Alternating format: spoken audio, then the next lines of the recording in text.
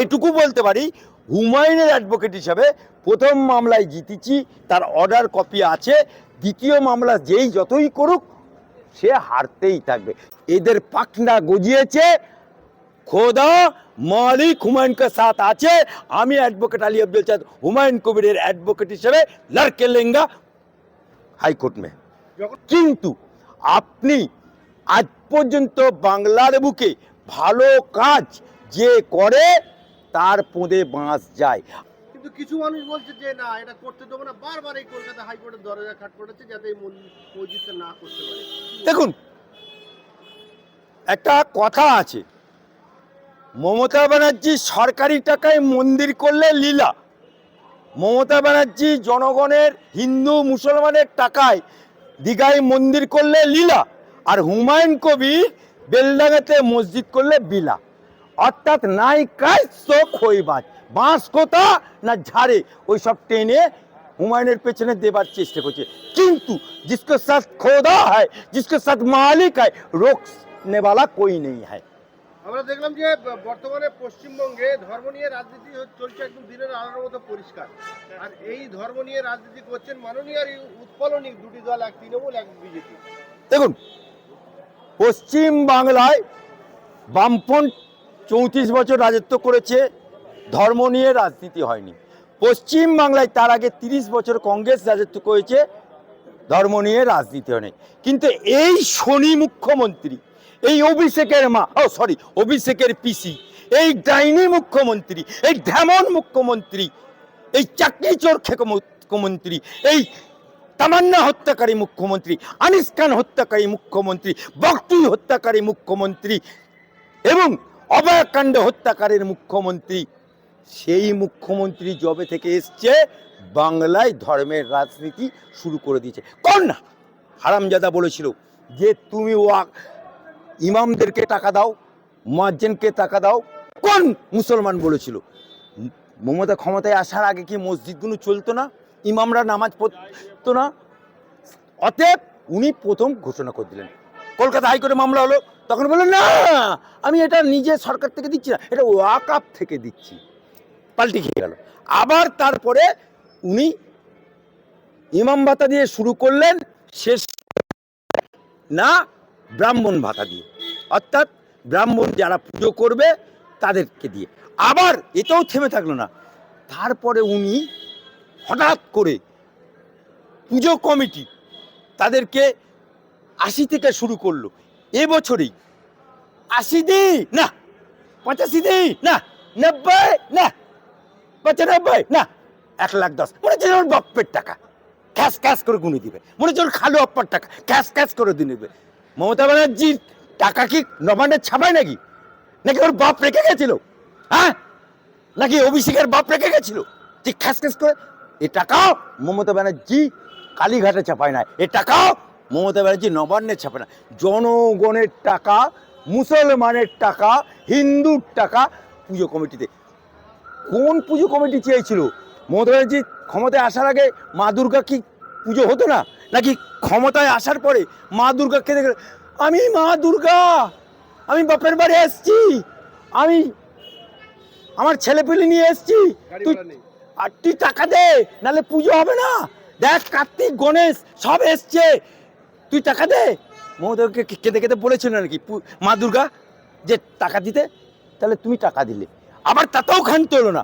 আবার উনি কি বললেন আমি কলকাতায় কার্নিভাল করব। রাস্তা আজকে কার্নিভাল করতে শুরু করে দিল, লক্ষ লক্ষ টাকা খরচ করে। সুতরাং ধর্মের রাজনীতি মমতা বাবু শুরু করেছে, শেষ করবে জনগণ। মমতা ব্যানার্জি ইমামদের ভাতা দিচ্ছেন, পুজোয় টাকা দিচ্ছেন, তিনি বলছেন আমি রাজনীতি করি না ধর্ম নিয়ে। আর হুমায়ুন কবির বাবরি মসজিদ করতে গেলে তাকে দল থেকে বাদ দিল, কারণ কি না হুমায়ুন কবির রাজনীতি করছে, এই ধর্ম নিয়ে রাজনীতি করছে। দেখুন, আপনার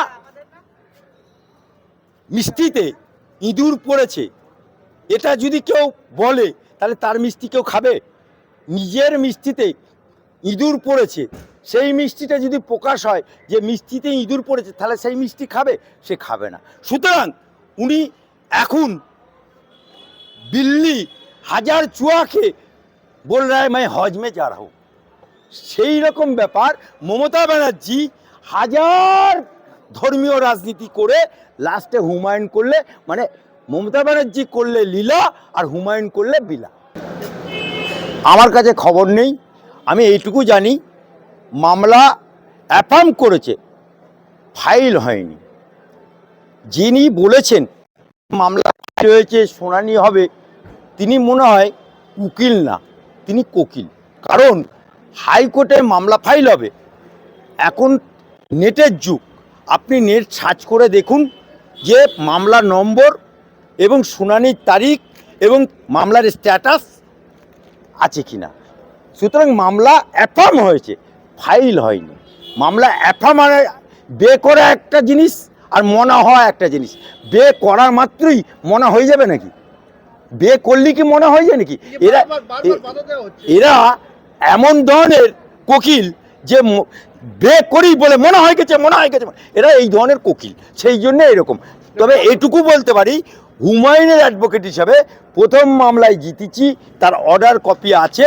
দ্বিতীয় মামলা যেই যতই করুক সে হারতেই থাকবে। কিন্তু আপনি আজ পর্যন্ত বাংলার বুকে ভালো কাজ যে করে তার পোঁদে বাঁশ যায়। আমার নবী, আমার রসুল, আমি একজন মুসলমান ঘরের ছেলে, আমার নবী তিনি ভালো কাজ করছিলেন, কিন্তু তবু তার মাথা ফেটে চৌচির হয়ে গেছিল। তখন নবীকে গায়েবী আওয়াজ হয়েছিল, এ নবী, তোমাকে যারা আঘাত করেছে, তোমার মাথা যারা চূর্ণ বিচূর্ণ করে রক্তপাত করেছে, তোমার সারা শরীর লালে লাল হয়ে গেছে, তুমি একবার হুকুম করো, আমরা তুর পাহাড় তাদের উপর গিয়ে দুর্মুষ করে দিই। আমার নবী কি বলেছিল? না, ক্ষমা করে দাও, আমি ক্ষমা করে দিচ্ছি আল্লাহর রাস্তায়। ওরা আমাকে বুঝতে পারেনি। আমার নবীকে জন্মগ্রহণ করেছে মক্কাতে, তাকে মক্কাবাসী তাকে তাড়িয়ে দিয়েছে, তাকে মদিনায় গিয়ে বাস করতে হয়েছে।